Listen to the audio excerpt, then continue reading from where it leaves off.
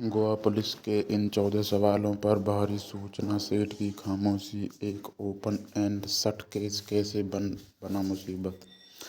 तुमने अपने ही बच्चे का कत्ल क्यों कर दिया? इस वारदात के पीछे तुम्हारा मकसद क्या था? आखिर ऐसा क्या हुआ कि तुमने इतना भयानक कदम उठा लिया?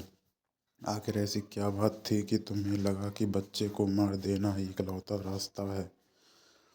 तुमने होटल के कमरे में देर रात तक लाश को क्यों छुपाए रखा?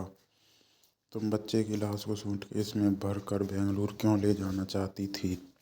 यदि तुम लाश के साथ बेंगलुरु पहुंचने में कामयाब हो जाती तो वहां लाश के साथ क्या करती?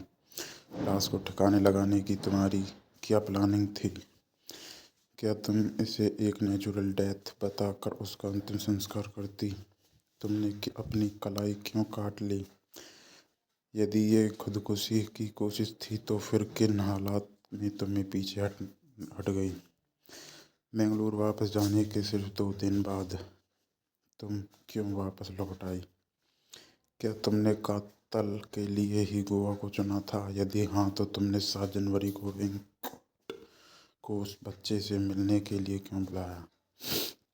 गोवा पुलिस बेटे की हत्या के आरोप में गिरफ्तार हुई सूचना सेठ से पहले दिन से ही ये सारे सवाल कर रही थी लेकिन उसने किसी का भी खुलकर जवाब नहीं दिया। पुलिस अब मनोवैज्ञानिक के जरिए उसके दिमाग में घुसना चाहती है, लेकिन वह वारदात को सामने आए लंबा वक्त गुजरने के बावजूद मोटिव क्लियर नहीं है कि एक वक्त के लिए मान भी लिया जाए कि वो अपने बच्चे को लेकर इनसिक्योर थी। वो नहीं चाहती थी कि उसका पति उसके बेटे से मिले। कहीं इस मिलने मिलाने के चक्कर में बेटा अपने पति के पास ही ना चला जाए। यानी वो बेटे को किसी कीमत पर खुद से अलग नहीं करना चाहती थी। तो फिर सवाल ये उठता है कि आखिर इस मानसिक हालत में उसने अपने बेटे की जान क्यों ले ली?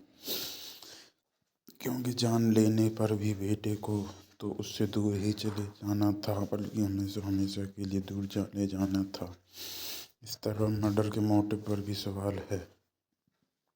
इसी बीच गोवा पुलिस की तफ्तीश में साफ हुआ कि सूचना सेठ किसी भी कीमत पर अपने बेटे को अपने पापा यानी उसके पति वेंकट से नहीं मिलाना चाहती थी। इसलिए वो बार बार बेंगलुरु से भाग रही थी। उसके एक हफ्ते में 2 बार गोवा की ट्रिप किया और दूसरी ओर उसने अपने बेटे की हत्या कर दी। पुलिस की माने तो सूचना पिछली बार रविवार 31 दिसंबर 2023 को बेंगलुरु से अपने बेटे के साथ गोवा आई और नए साल पर वो गोवा में ही रुकी।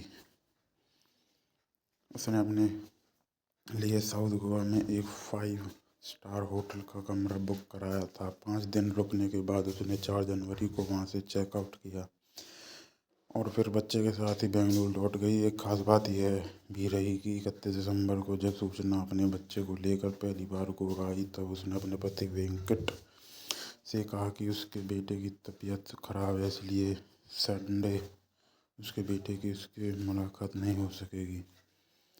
हालांकि बेंगलुरु पहुंचने के बावजूद सूचना सेठ सिर्फ 2 दिन तक वहां रही और इसके बाद रविवार यानी संडे का दिन आता है तो वो 6 जनवरी शनिवार को फिर से अपने बेटे को लेकर गोवा चली आई।